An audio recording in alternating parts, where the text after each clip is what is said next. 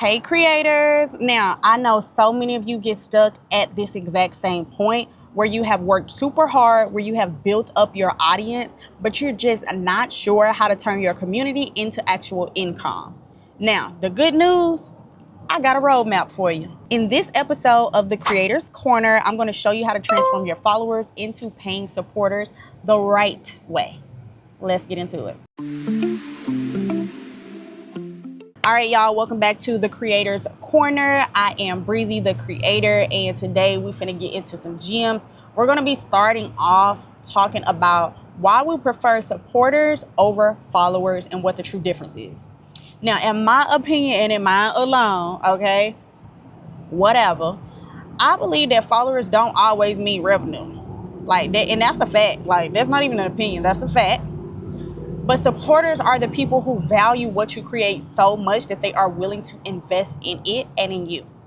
So to build that bridge, you need clarity, you need trust, and a very clear offer. So we're going to be talking about how to build that trust and how you can deliver value.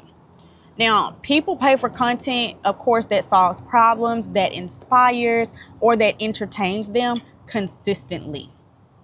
And don't forget, education. So first thing first, share some high value posts, whether it's tips, whether it's tutorials, whether it's storytelling or something relatable. Next, you want to show your personality. Don't nobody got time for all that dull ass energy. That's all I'm gonna say on that.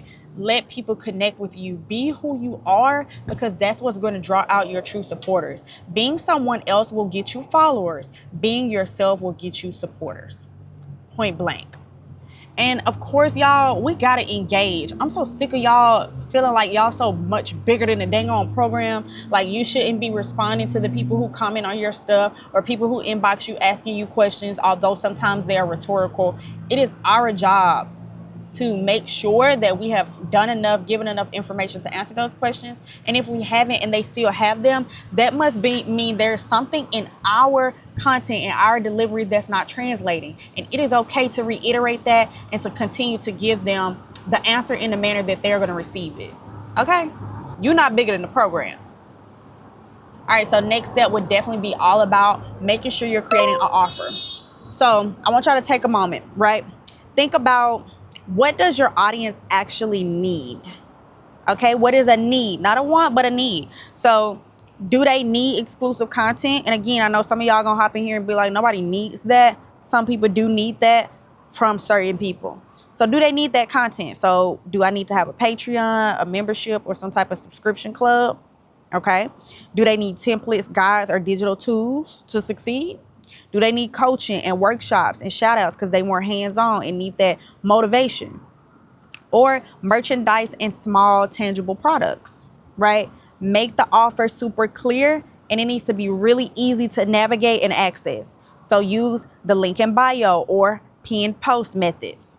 It needs to be easy to get to. Don't make it hard for them, because then you're making it hard for you. All right, next up, you got to make sure that you're choosing the right platform. So where should you host your supporters community? You have, of course, your Patreons, but then you also have subscriptions on certain platforms. So people can subscribe to you on Facebook. They can subscribe to you, your private subscribers on Instagram. You can have your little communities on there. There are also other platforms outside of the socials, such as Mighty Networks and a couple others, right? Me personally, I want to control my audience and be able to access everything in one place and that I have ownership of. And by that, I mean, Facebook can go away. Instagram can get taken down. They've taken TikTok from us before. These things will go away. So I need to make sure I have it in a place I can access at all times. And it is controlled by me for the most part.